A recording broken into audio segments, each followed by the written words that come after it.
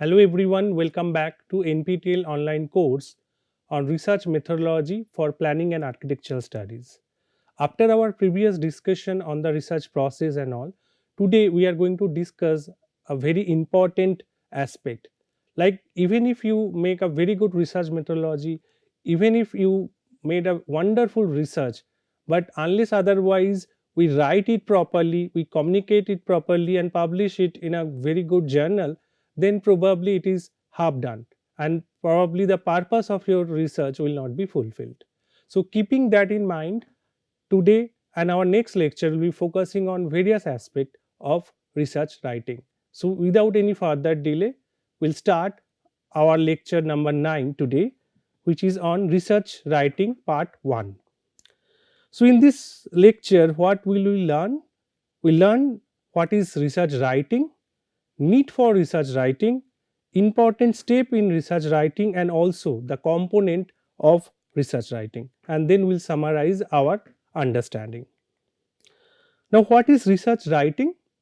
Research writing is a systematic and organized process of creating a written document that explores and communicate the results of scholarly investigation or inquiry in a particular topic. So, it may be a planning topic, it may be architectural topic, it may be any other topic that you picked up for your research, and finally you come up with certain kind of findings. Now it's time to write it properly in a proper systematic way so that you can publish it in a reputed journal or present it in a good conference. Now, research writing is the work of getting detailed and organized information in the study and writing it. So, it is very important that we have to write it. Otherwise, if you conduct any research and if it is not being written, so probably that will not be disseminated to the research community. Now, what exactly happening in this? Say, for example, in this particular schematic, if you understand that, suppose you do some experiment in lab, you find certain findings, and when you get that, okay, this findings is very interesting, it is actually going to prove certain kind of hypothesis, or maybe it is something that against certain theory, and you establish that okay, this can be done in the other way around. So then it is the proper documentation and writing it, and then the main idea to disclose it, to disseminate this particular knowledge that you acquired through your research to the other researcher, so that this way research can be progressed in a right direction. Now, why we need to write our research? First, definitely the knowledge expansion. So the moment you start writing, will get the clarity and something, whatever the new findings that I have obtained from my research, I will then expand my knowledge and I'll share this knowledge to the research and scientific community. Then it will also help in critical thinking skill, because maybe when we started the research, taking certain objective, making a formulation of a methodology, then dealing with the data collection, everything is in place. But when you are started writing it, so you have to think that okay, how you can concise your write up and how it can be pinpointed to the targeted audience. So like that, it will improve your critical thinking skill. Now, it will also help you to grow in your professional development. The moment you write a good research, you will be known, you will be acknowledged to the research community. That will be also required. Suppose if you are a PhD student, so this is something that a good research paper will help you to get your PhD degree. And many institutions, they might have certain norms of certain number of papers to be published before you get your PhD degree. Or if you are faculty member, then also for your academic growth and professional growth, there are certain requirement to write this paper. And as because if we keep all those kind of benefits of getting the published paper, but for research interests for which you are conducting the research, it will give you that kind of satisfaction. Now, a good writing, a research writing will also help to go for a decision making, because whenever you are doing something action oriented research or policy oriented research, So based on your findings, a policy can be formulated. There will be some scientific advancement. Suppose you are doing some experiment and research on certain theory, scientific theory. So then based on your research, if it can make a certain progress in that particular theory, or may add certain value to that theory, that will be some sort of scientific advancement. Now communication and collaboration, this is again very important part. The moment you disseminate your research through your research writing, so then your communication will be much more advanced. So you can collaborate with other institute, other organizations from abroad, so that the researcher who are working in your discipline can make a joint effort and make some collaborative research in future. Now at the same time, research writing will also assure the quality, because many a times, like during that particular write up, you will find certain difficulty, probably something is missed out. So probably you have to relook into the data, you relook into the analysis and interpret it. So quality assurance is another important aspect of the research writing, and that is why a good research writing is required. Educational contribution: if you are academician, student, researcher, postdoctoral fellow, research fellow, or faculty members, so in that case, like through your research, you can really contribute to the educational advancement. So the research can go on certain topics. Suppose where you end up with certain future scope of work, the other scholar may start at that particular point and can get benefited out of your research papers and your thesis.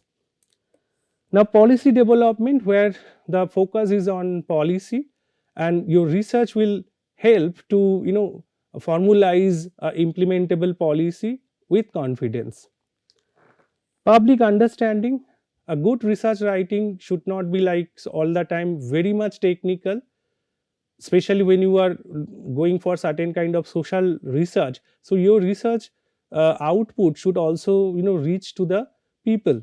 Okay, the it will be implementable, and then the public can easily understand, can follow the write up. And the moment you have your good research publication and all, you will have the credibility, you will have the recognition. Then you will be invited for certain kind of guest lecture to or maybe invited speech for different conferences and all. So that will also give you some sort of credit for your research. Now important steps in research writing, that how we start, what are the different steps. So step number 1 is the topic. So you have to spend time, you have to give time to select the topic that you are going to work on. Next, one it is done, so you have to do some kind of preliminary research, so that you get to know that okay, this is something a new area, or it is the research gap where you can go ahead. After identifying the gap, you have to also develop the research questions that we discussed in the other lecture, that after identifying the gap, you have to formulate some research questions which you will answer through your objectives, through your overall methodology and the methods. Then after that, you have to also think of an outline, that what you are going to write in this. Like research writing can be a thesis where you have to write your all the work that you have done, starting from your first objective to the last one. But if you are targeting this writing is intended to publish a paper or a conference paper, so you have to make a outline, that what you will include, what should be the sequence.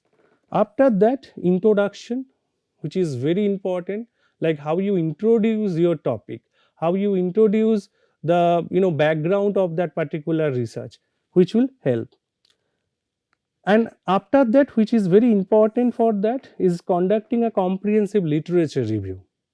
Because as I said earlier as well, that if you claim that okay, this is something that I am doing for the first time, before you claim that, you also should look at the other literature, whether this kind of work has been done in other context or in other geographical location. so that you will be sure that okay, whatever you are claiming is right. Once it is done, then you must have some sort of methodology. Then it's straightforward, like the collection of data. After that, you analyze the data with the suitable methods that we have discussed in detail earlier, then reporting the result. But it is not just reporting the result, you also need to interpret the result in discussion section of your write up, that if it is happening, why it is happening, and what will be the implication of that. Then one of the critical part is the writing the conclusion and recommendation part. Then once it is ready, that will be a draft. But you know, there will be some kind of mistakes in terms of sentence structuring, in terms of the sequence, in terms of flow of the paper, and then it is very important for multiple time editing and revising your paper. After that, you finalize the paper, and then in the paper, which is one of the important part, is giving the citation and also create a list of references at the end. And then finally, you find a suitable journal or a conference or a forum where you want to showcase your research or you want to submit your research. So these are the broad steps of research writing. Now if we discuss in general the content of research writing or components of research writing. So taking something like a typical paper as example, so we'll have a title, we'll have an abstract, we have introduction, we have literature review section, we have methodology, and you know, in some of the journal they follow that IMRAD format, that you know, introduction, methodology, result, analysis and discussion. So then you have to show something method, then database, the data you collected, and then how you prepare the database for analysis. Then you have result, then discussion, conclusion, references, acknowledgement, also very important, to cite all you know, the organizations or the individuals or any other way you know, got certain help and support towards that particular research. Then if you have some sort of index like a data set or any supplementary material. Now we will discuss one by one, and this is some of the aspect and what should be the intent to write that. Say for example, if we say the title of a paper, so first of all it should have clarity, that there should not be ambiguity in it, as because title is the first you know, sentence you can say that reader will read. Even somebody will search something about any topic and all, so first thing is the title. So in that case there should be clarity, and normally depending on the journal there is also some restriction that you have to write it in say 10 words, 20 words or 15 words. So you have to be choosy about the word that you can put into the title.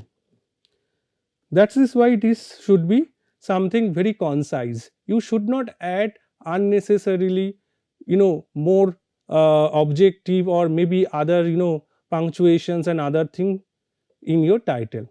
So how to assure it? So that is not very easy. Say for example, you want to do something like to investigate tourist perception towards say hotel satisfaction in a destination of a you know, hill tourist place, say for example. So in all these cases, though this is something like you know, the overall objective, but how to write it, whether should we write it investigating, whether it is measuring, so all these words will play a crucial role, right? So in that case you have to be very sure about it, what you want to showcase in your title, and then make it concise. First you make a long title and try to remove unnecessary word and try to read it again. If there is no change in the you know, that particular you know, understanding of the title, so definitely that word can be removed. Like that, with iterative process you can fix up something like a proper title of your research. Then the relevance, right? Obviously in this case it should be concise, but at the same time it should not lose the essence, that reading the title people will not understand what is inside. then it should be very specific. Okay, it should not be like just expanding a particular title and make it very broad. Like, suppose you have done some work on addressing some sustainability, or say for example sustainable development goals 11, like sustainable cities and other aspect of SDGs, and then you say that the research on sustainability and then city development. So it is very broad ended part, and that will not really be interesting thing to the audience, to the readers. So then you need to specify. Then originality is very important. It should not be like similar title is already there, right? So how will you check it? Definitely in that case we have so many search engines available with us, and I'll also show you in our coming lectures that different research search engines. One of them, say, maybe just you search your title in Google. So if the same title exists somewhere, it will show you. So that is some check you can do. But again, it is based on my experience what I'm saying, that if you write the title at your own, it is not possible, or maybe it is the rare to rarest case that it will be exactly same with another title. So you have to make that original. Then it should be something that looking at the title there should be some interest. So maybe if you have used certain sort of interesting novel methods and your paper is on methodology or methods, that kind of word you can put it. Say you have done something on the spatial method, say GIS MCDM, so you can bring that into the title. But it is not always that you should bring your method in the title, it depending on what is there inside. If your paper is not going to tell the new methodology or new developed method, it is just the application of any method, so you just be specific to your content rather than the methods. Grammar and style very important, because it will go to the international community, so where you have to follow and you have to maintain the consistency. You may follow the British English, you may follow the American English, these are two common language that we are writing, but there can be some kind of local languages in the local journals, so the consistency should be maintained. Alignment with the research content, so the title should also reflect the overall body of your paper, right? It should not be like after reading your whole paper, if I will not understand what is the meaning of this title, so that is also not correct. Give or use proper keyword kind of thing, so that whenever somebody would like to work on your research area, by typing those words can reach to your particular paper.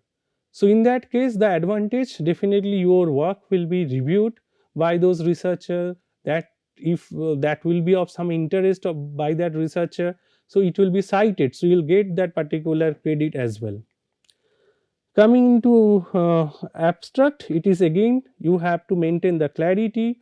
It should be concise, because many journals they just tell you about, say, 200 words, or maybe it is sometimes they are now asking for 150 words, 100 words, or some maximum to maximum 500 words that you have to narrate. So what exactly you need to give there?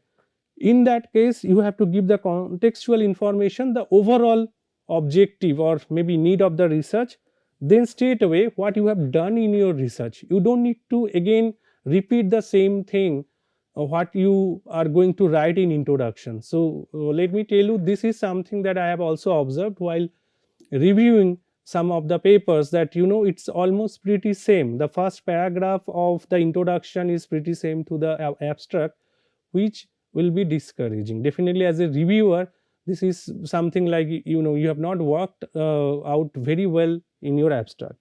Then also you have to give some critical results, because when you submit a paper also, so first when in most of the journals the way it is being done, that the when they that will be sent for review to get the acceptance for the review invitation, so the abstract is shared with the unknown reviewer, and then after reading the abstract one will decide that okay, this paper whether I would like to review or not. So that is why abstract is very very important, and you should really work very seriously on it, and preferably the abstract should be written at the end when you have whole sections ready for your paper, so that it can convey the objective, methods, result, then implication, that how this paper is going to help, whether it is the theoretical advancement, whether that is going to give you some sort of practical implication and all. Add the keyword, so that again the nowadays it's a search by the keyword, so that your work will come. Accuracy, there should not be any such kind of margin for error, and you should not put anything which is inaccurate and something vague. And then there should be some engaging language. So as because the write up is very crisp, you have very limitation with the words, so you have to be choosy about the word and sentence. So you have to write again and again the abstract and try to see whether a sentence is required, or removing that sentence the meaning will not change, so then remove that part. You don't need to add certain extra sentence as extra fat to the body. Coming to the introduction, so in this case definitely to start with a good introduction, so you have to have a clear statement of the problem, that suppose you want to do something on the active transportation or micro mobility.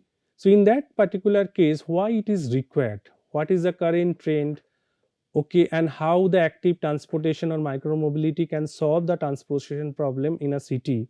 So that particular part you have to give at the beginning with facts and figure. Purpose and objective should be clear in the introduction, and this should be much more elaborated than the abstract. Then if you have research hypothesis or questions, sometimes you may not have hypothesis, but you must have certain research questions which you will answer through your particular research or the objective. And also it is wise advice to you that also say your scope and limitation, and also if it is the study area dependent thing, you mention about the study area thing, significance of the study, how it is going to help, so that you also need to write here. Engaging opening, so the first few lines will be your opening thing. So you must have heard about many such kind of presentation or different kind of motivational speech in YouTubes and other thing. So obviously the first few sentence, if you like it, so then you will start following it, and then you will be engaged to that. If the first few sentence or the paragraph is really vague, or it is not matching with the abstract or the title or the intended content, so people will lose interest. And there should be a logical flow, that it is not that first you say objective, then you say the background, or first you say that what is the content of this particular paper, and then you come to that particular objective and method. So there should be a proper sequence, and normally nowadays many researchers follow, and I also suggest you to follow. That will help, that towards the end of the introduction section of your paper, you just write the organization of that paper, that introduction is one, what is in the section 2, what is in section 3, that will help to follow very easily. Then cohesiveness with the title, so by reading your introduction, one should get a feeling that okay, whatever is the title of the paper, okay, it is making some sense. Then again it should be something like concise. It is not that in order to explain each and everything you are expanding it, because nowadays for all such kind of research paper there are restriction of the word limit. So for that your introduction section should be crisp, so that you can focus much more on utilizing those space for discussing your result. You can add another table or figure. Coming to the next important part, that is the literature review section. But now here we may have a debate, that should we have a separate review section in our paper or not. So it depends on paper to paper. So for that I suggest you to go through the author guidelines, and then if the paper they demands, the particular journal demands that there should be a separate literature review section, so it is better to use it, because this is the section which will give the reviewer confidence that you are aware of the work of your field, and then you successfully identify the gap. So those kind of review can be like, some kind of review for the context, review can be done for the methods, it can be on certain kind of special consideration. So for that you must have a thematic organization of the literature review section. So as I mentioned that some part is on the context, some part of the method that used to solve that particular issue. Then there should be critical evaluation. It is not that literature review means you just report it. So reporting this thing is okay, that is just compilation of the literature, but what is the take away of this? If after reading 5 6 papers on a particular method, if you can able to say that okay, looking at the data type, this is the method and this is the techniques that people have used successfully, and that is the case of mine, so I'll also adopt that. So then that is giving a confidence, okay, so you have reviewed and evaluated. Synthesis of the information, wherever it is a argument and other type of statement, so you have to also analyze it very clearly. Next one is the chronological and conceptual arrangement. So if you are making a review paper especially, so that advancement, it should be a chronological, that first it was coined, then it evolved in this direction, like that. So this is something very important, so that there will be a sequence, that how you are citing your literature. Inclusion of the key studies. Suppose normally nowadays it is being advised that you follow last 10 years research and then try to do the literature review, but some initial idea, okay, which may be little old, like maybe developed or the paper published in 80s 70s, but still it is a base paper kind of document, so there is no harm to cite it, and rather you should cite it if it has a relevance to your paper. Identification of the gap, already I have mentioned that through literature you identify the gap. Sometimes that is why in many cases people do prefer that they add certain portion of the literature review or literature in the introduction section, and some of them they put it in the methodology section, not a separate literature review section. So it depends on the journal. Clear link to the research objective, that it is not that your review is leading to something else and what you have presented in the other section of your paper is totally different. So that linkages should be there. Engaging writing style again, and that needs practice. It will not come in a day or two. Once you practice more, and then definitely this will be something not like a typical English writing. So there is a language or there is a way to write those kind of technical lines, and then for that if you read more papers you will get to know what should be the right way of writing that. Citation and referencing should be adequate, and so that it will not make anything like wrong argument. Suppose you have picked up one information from one paper and you cite something else which is not right. So that is why my advice, whatever you are writing, so cite while you write. So with this concept, so we will show you that how to go for referencing in that. Then you have coherence and flow. So your methodology should be so detailed, so that if tomorrow somebody else would like to do such kind of application of your methodology, can easily follow.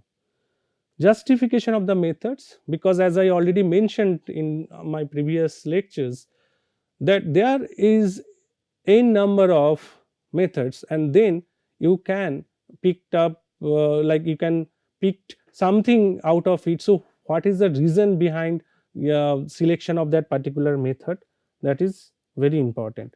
Then you have to also mention about the sampling strategy, good fit for your research. Data collection instrument, how you want to do the data collection.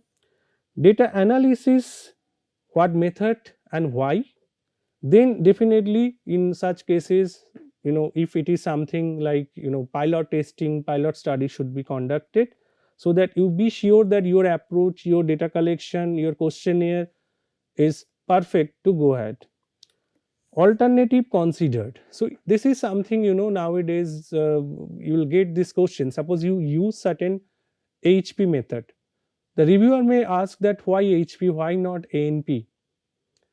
So in your write up it should be clear why HP is used, or else if there is alternative methods, it is sometimes wise to also test it and then say that this is the best one because of certain criteria. Then after that, the validation strategy, that the data validation part, if it is applicable, it's not like for all the cases you will have this. It should have consistency with the research question. So research question and objective and the methods, they should be in some kind of harmony, and there should be some linkages. Then graphical representation, many a times it is good that if you can use some flow chart to show the methodology. Coming to the method section, so this is also important, and we have discussed it, that research methodology versus method, in our last discussion. Now in this case, the method validity, we need to check that whether this is still valid, or there is some kind of advanced method, or this particular method you have picked up is no longer being accepted in the scientific community. Then reliability, that how you can rely on that. So for reliability check, you can also try other method and try to see that if there is homogeneity in the findings, so probably you can check the reliability as well. Objectivity of this particular method, if that is too objective and you cannot figure out, so probably you need to cross check if there is any alternative where you can get the better result. Then it depends on the precision, that what level precision you require, and based on that you take the methods. Appropriateness, again, if you see that something you want to do, the capture the culture, capture the value, probably in that case you will better choose the qualitative methods rather than the quantitative methods. It should have some kind of property which can generalize, because if it is just a pinpointed thing and then it cannot be generalized, so sometimes question may be asked. So your method will have that component. You also need to mention about the ethical consideration if it is required. If you are doing something on the perception or experiment, you need to take those kind of ethical. Even if you do it on animal, so there should be some ethical thing. So that is very important and we should adhere to it. Then it should be something like really innovative. Rather we should target the current and trendy methods rather than very old book which is now become obsolete. Then the comprehensiveness of the method, so that it will tell about what type of data required, and you should not make some kind of sandwich between that. Okay, you picked up one method and you picked up a different data collection strategy and you just collected some information and then you will find difficulty to analyze it. So then that is not the right case. After collecting the data, what you need to check, the accuracy of the data if it is being collected from secondary sources. Then we also check the reliability, that already we discussed in the last class, that data reliability, and the validity, whether that data is still valid. Because if you are taking some old data and try to portray and consider it for the present condition, may not be a good idea to go ahead. Relevance and completeness, that if there is some kind of missing data and the data is not relevant, it is something that I want to do something on the child population and your data is for the adult population. So even if the population data is there with you, but that cannot be applied. So that is something you need to check. Consistency in the data, so that the other sources, if you check that there is some consistency, it should not be that it is varied across different sources. Then also the timeliness, that some data is outdated, like it's very old data which you cannot use it, or maybe sometimes it happens that you collect a data and then by some way that you are not able to write the paper out of that analysis, and you try to do it after say 5-10 years. So as because there is a change, especially like when it is a perception, whether it is a socioeconomic aspect of any region and all, and is keep on changing, so then the data collected at that time may be a good database, but you cannot use it to represent the present context. Consent and permission also, that is to be taken into consideration, which is like a ethical approval.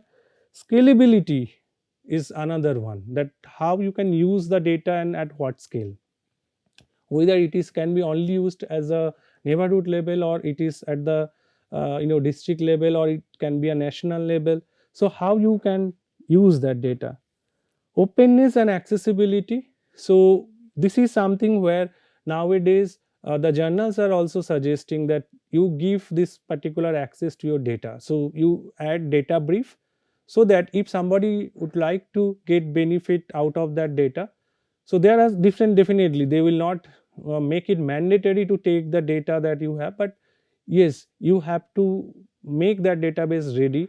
If required, you also produce that out of this data what you derived. Then metadata documentation, because maybe the data that you used in your paper is very crisp form of that data, but other information associated with that you also need to document.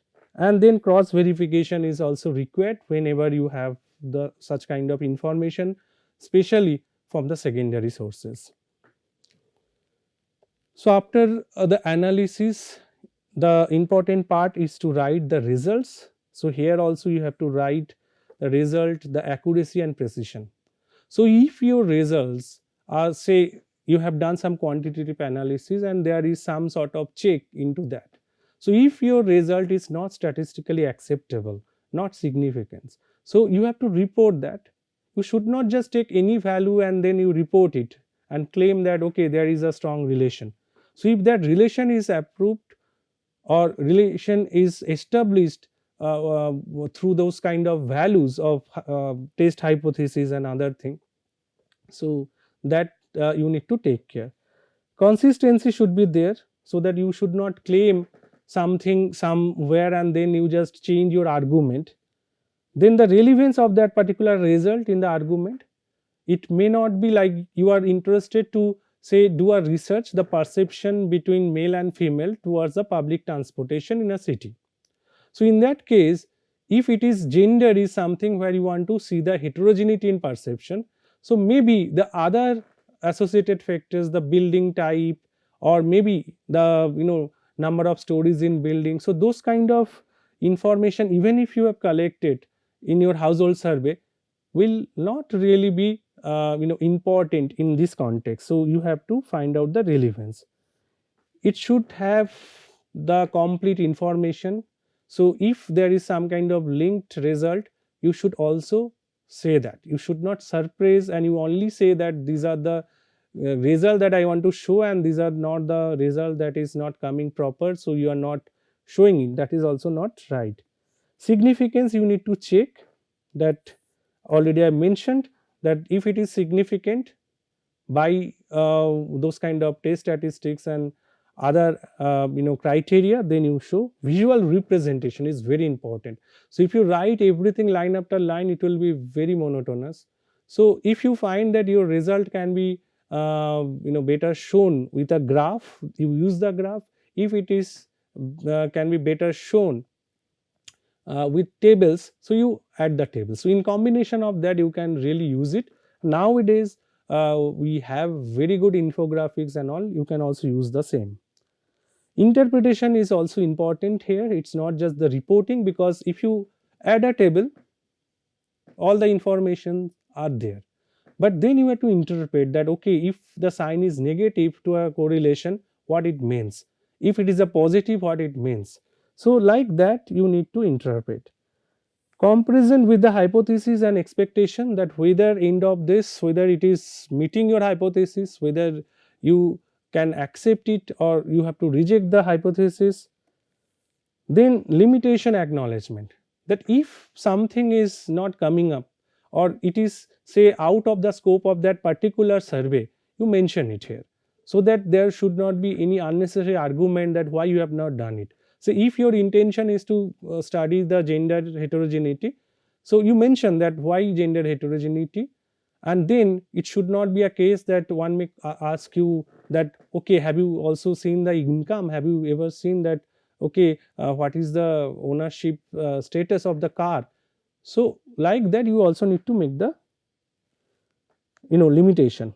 Then awareness of the bias, especially when you go for public opinion, there might be some biasness, so that you need to acknowledge.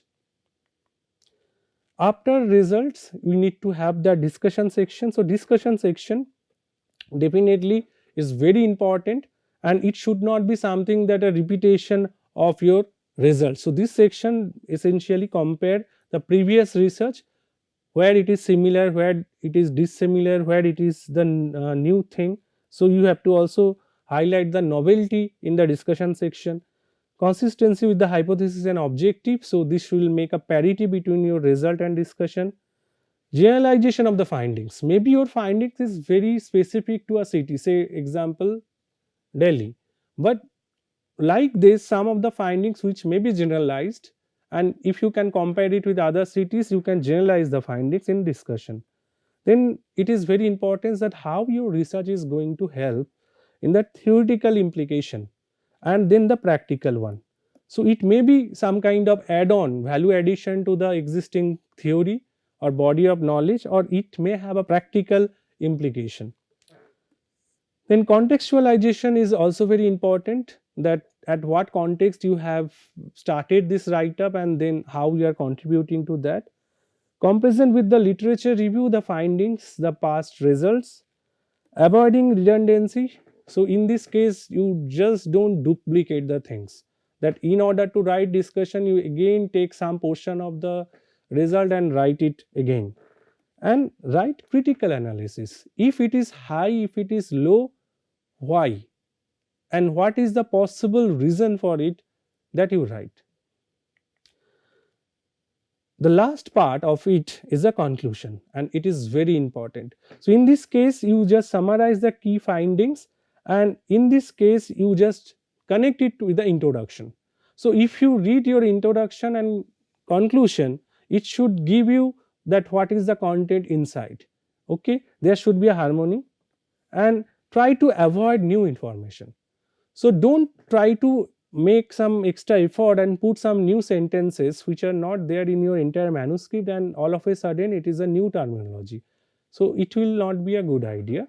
So you just make it very crisp. Implication and applications, already that whatever you have written in discussion, you just summarize in a very short form. Reflection on the research process, if you have done something like some new concept that you have developed, new methodology you have tried, new methods you have tested for your context, you can also write that part.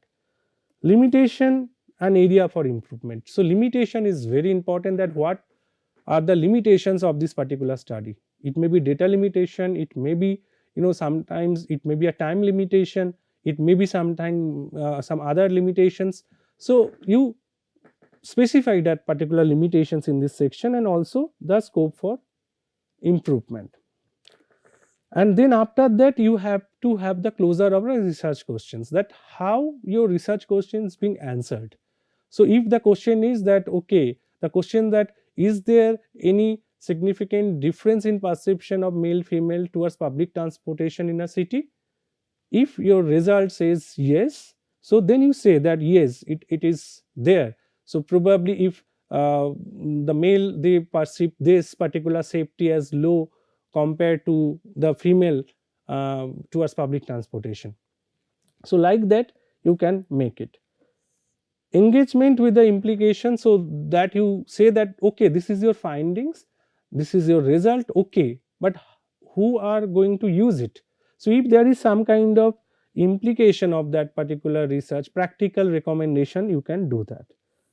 And encouragement for future research, your findings will lead to some kind of future research. Probably this is a step number 1, so that may lead to a next step of your next objective, or it may lead to some kind of new direction that is of interest. And then finally you close it, the conclusion section. Now after that, what we cannot ignore, that is the references. So here you have to have the accuracy, the proper things should be followed. It should be complete, it should not be like half information, somewhere the year is missing, somewhere the journal name is wrong. It should be consistent. You can follow any referencing style that APA, IEEE, Vancouver will discuss in detail different style and how to write it. But for this time being, whatever you picked up, just be consistent. Relevance of this citation, it should not be just in order to cite you put something where you don't have any idea of that particular paper. So just make it. Diversity of sources, it should not be like from only one journal or one conference. You just be, make it diverse. So take some, good journal papers, and for good journal paper it's better to follow good journal papers only, but you can also go to some renowned conferences, and if there is established proceedings, you may also refer to the published thesis as well. So there you can do. Then you also refer the scholar authority, that different kind of write up and working paper. Clarity in citation style, it should be similar. Proper formatting of that, consistency in in-text citation. So whenever you cite anything in the body, that should have the full reference at the end, and if there is something in reference, that should be in the body. So there should not be any mismatch. So manually it is really tiring and very challenging. So we'll also discuss this in the referencing as a topic that I plan to cover in our upcoming lectures. So how to use different referencing manager for that. And then obviously you have to adhere to the style guide. So if you are writing it for certain specific journal, there is some sort of guidance to this, so you just follow that. Now finally, you have to also acknowledge, in this case you add all the people, organization, authority that support you. Maybe it is funding, maybe help in survey, maybe help in providing information. You have to make them. It should be also very concise, it should not be very lengthy. So in crisp manner, it will have relevance. It's not like you just give some kind of vague statement. Order of mention also, you need to think that depending on the help. Acknowledgement of funding is very important. Gratitude the specific contribution, that if you acknowledge what for, if it is for providing the fund, if it is providing for getting access to the data, getting access to the survey location, you specify. There should not be something that you just give acknowledgement to a party too much and the others just one particular small fragment of sentence. So there should be a balance. Ethical consideration, whether you are allowed to acknowledge, so you also need to take that ethical approval that you are citing their names. Acknowledgement of institutional support as well. So sometimes if it is a part of your PhD program or a project, so you should also cite that. Appreciation of personal support as well, like you take help from some undergraduate student, postgraduate student, or anyone during your survey, just mention. So with that we summarize this particular lecture. So here we understood what is research writing. So it is just a written document of your entire research findings, and the purpose of this particular thing is definitely to disseminate your findings for advancement of the knowledge in the same area, okay, to get the recognition, contribute to the educational aspect, or in for your professional development as well. So that was the need of for the research. Important step, starting from selecting topic, selecting methodology, writing it, and then we have discussed in detail the different components and what are the different aspect that you need to consider to write those component of research. So with that I think this is going to help you a lot, and then if you have any such kind of doubt, you write to us in the forum. We'll definitely get back to you with the clarity. So these are some study material, and we'll continue this discussion in the research writing part 2 in our next lecture. Thank you.